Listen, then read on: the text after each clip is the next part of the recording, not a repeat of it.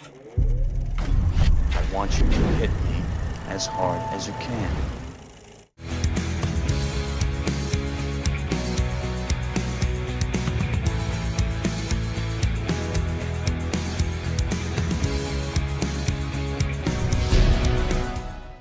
Hey everybody, it's Chris Bumbray here again for JOBLO.com with another Best Movie You Never Saw, and this week we're taking a look at the comedy classic, Top Secret.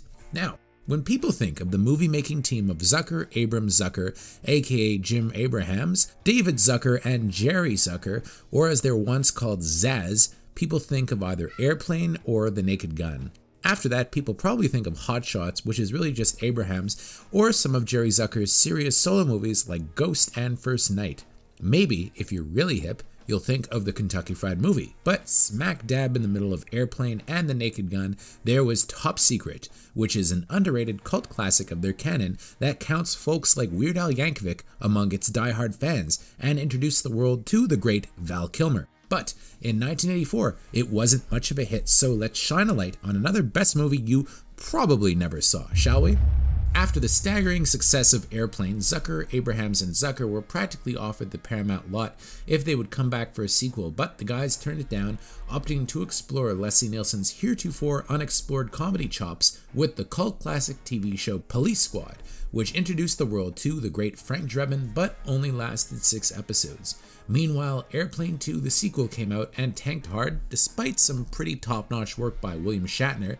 We've all got our switches, lights, and knobs to deal with, Stryker. I mean, down here, there are literally hundreds and thousands of blinking, beeping, and flashing lights. Blinking and beeping and flashing. They're flashing and they're beeping. I can't stand it anymore. They're blinking and beeping and flashing. Why doesn't somebody pull the plug? And arguably, it was bad enough that it doomed Top Secret right from the start, as by the time Zaz finally got around to it, audiences weren't sophisticated enough to realize that the line from the makers of Airplane didn't mean that the guys had anything whatsoever to do with the crappy sequel. But I digress.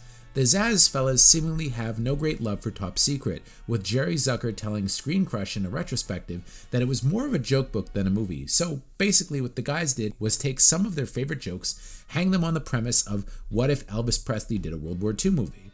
As Jim Abrahams said in the Screen Crush article, it wasn't concise. We couldn't find a single genre to make fun of, like the disaster movie in Airplane.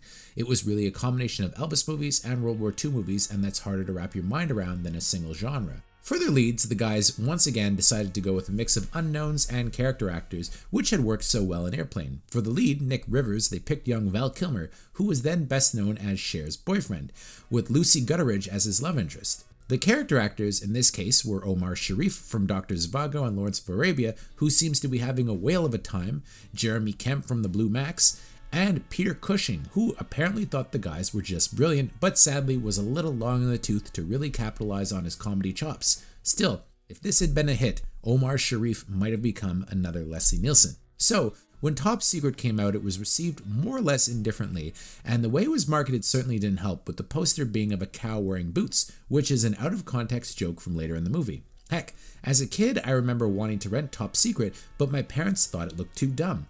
So maybe a better campaign might have helped.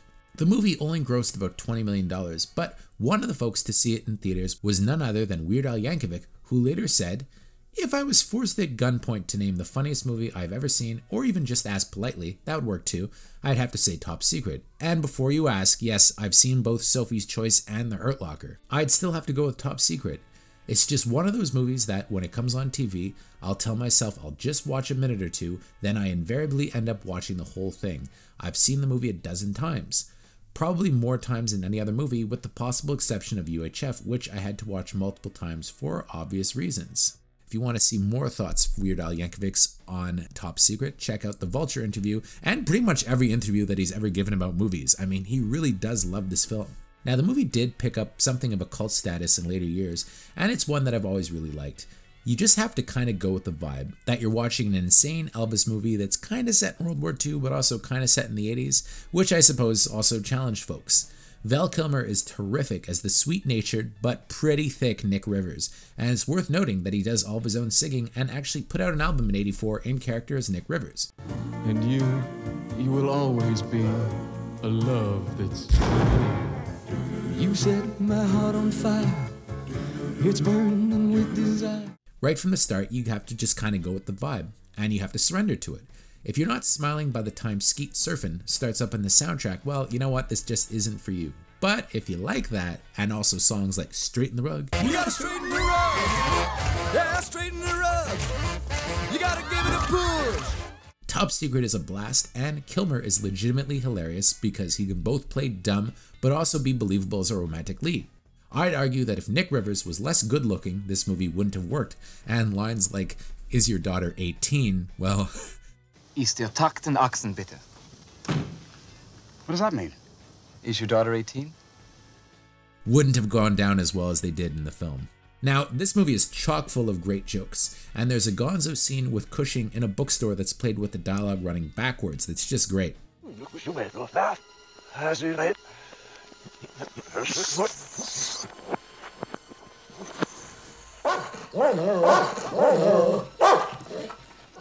Plus, there's an awesome underwater fight, which was done for real. And also look for Jim Carter, that's right, Mr. Carson from Downton Abbey, as one of the members of the resistance that Nick Rivers hooks up with.